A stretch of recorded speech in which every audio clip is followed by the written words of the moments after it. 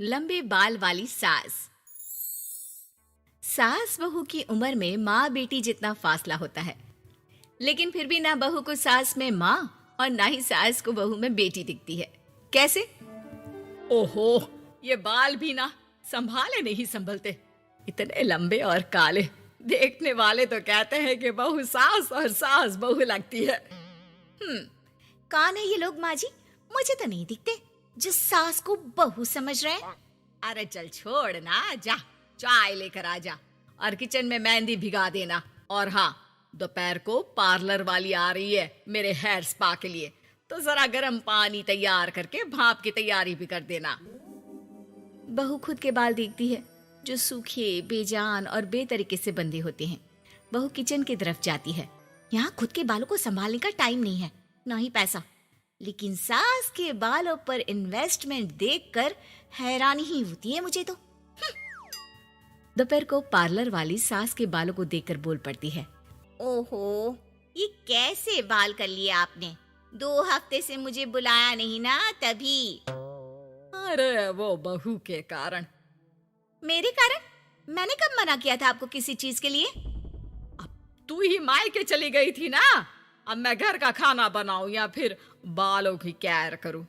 तू जाकर पानी लेकर आ। इस बार मैं जो मसाज करूंगी ना, थोड़ा महंगा है, लेकिन अरे महंगे की चिंता ना कर, बस ये जो डिम्पल कपाड़िया जैसे बाल है वो शबाना आजमी जैसे ना हो जाए, इसका ख्याल रख। अब क्या था, सास के बाल पर जो बजट था वो घर के किचन के बजट जितना ही था, लेकिन बहू बेचारी करती क्या, बहू जो ठहरी। एक बार सास बहू मॉल में घूमने जाते हैं। माँ जी, एक ड्रेस लेना है, चलिए ना जरा डिजाइनर शॉप तक। हाँ चलो, वैसे भी बाल गीले हैं, थोड़ा बाहर घूमूंगी तो हवा से सूख जाएंगे। सास बहू दोनों मॉल में घूम रही होती है। सासू माँ, वो रहा मेरा स्टोर।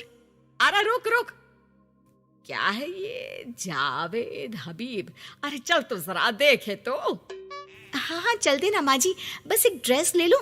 अरे ले लेना ड्रेस बाद में, किसने मना किया है लेने से? सास जावेद हबीब के पार्लर में जाती है, जहाँ सेल्स गर्ल उन्हें पकड़ लेती है। अरे कुछ बालों को सुंदर रखने के लिए क्रीम पाउडर दिखाओ ना, वो क्या है ना, थोड़े बेजान लग रहे हैं। क्यों नहीं, वैसे ये नया प्रोडक्ट लॉन्च हुआ है, इससे आपके बालों की खूबसूरती 4 गुना बढ़ जाएगी। इसे लगाने के बाद ना आपको हेयर स्पा करने की जरूरत पड़ेगी और ना ही किसी महंगे शैम्पू की। बस ये लगाइए और पूरे मोहल्ले में बाल चमकाइए, लहराइए और इतराइए। अरे वाह, कितने का है? इतना सस्ता कि आपको हंसी आ जाएगी। तो एक काम करते हैं ना, पहले हम हंसी लेते हैं, क्यों? ये जरूर आपकी बहू होगी, है ना? कैसे पता?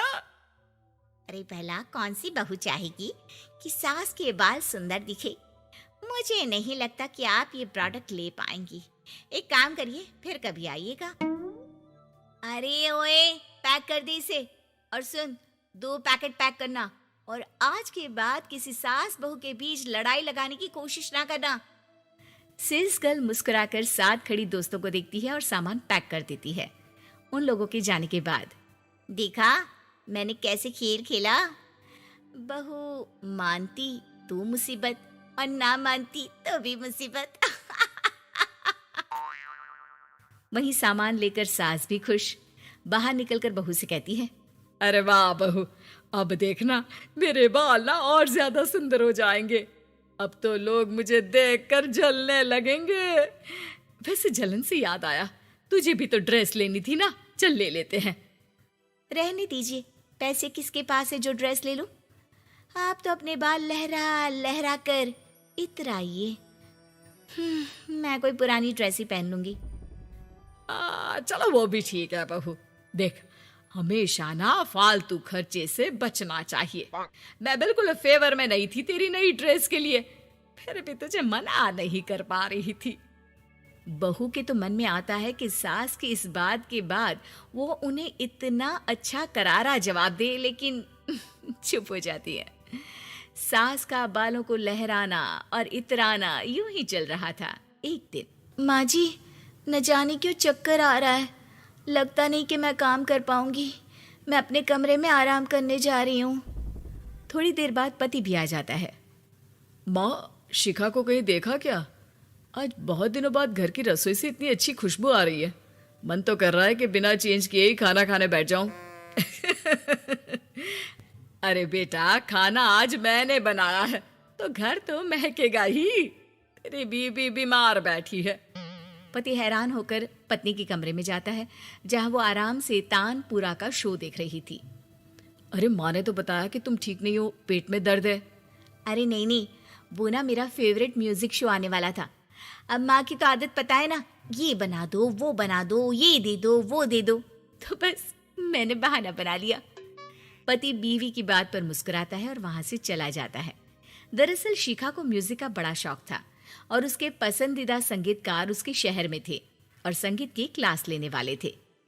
अरे देखो देखो, ये धनवानी महाराज हमारे शहर में है, और तो और ये यहाँ सबको संगीत सिखाने के लिए आए हैं। मैं भी इनकी क्लास ज्वाइन करूंगी, कल जाकर पता करती हूँ। सास और पति भी शिखा की बात पर खुश हो जाते हैं। लेकिन अगले रोज जब शिखा वहां से वापस आती है तो उसका मुंह उतरा होता है। अरे क्या हो गया? तेरी शक्ल देखकर क्या उन लोगों ने तुझे लेने से मना कर दिया?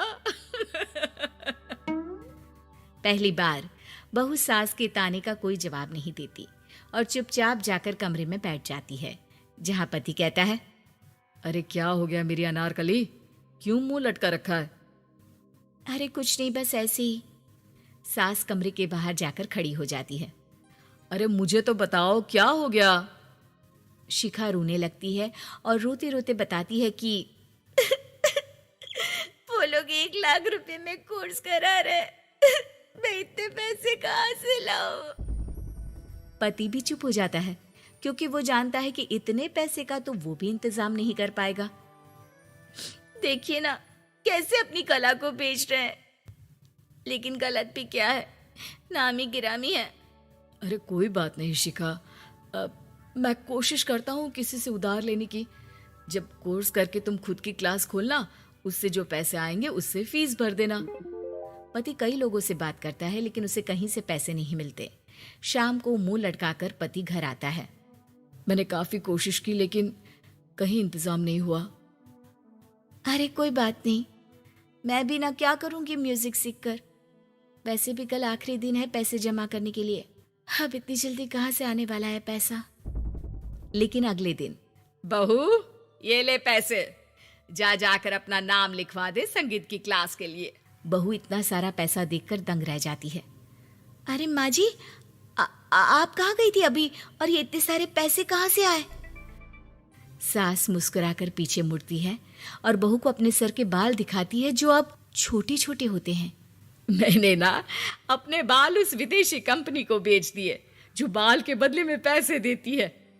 अब मेरे बाल थे ही इतने सुंदर के 1 लाख मिल गए, वरना तेरे बालों का तो कोई 500 भी ना दे। बहू को सास की बात से रोना आ जाता है। वो सास के गले लग जाती है। लेकिन कोई मुझे करोड़ों भी दे ना, तो भी मैं इतनी अच्छी सास ना दूं।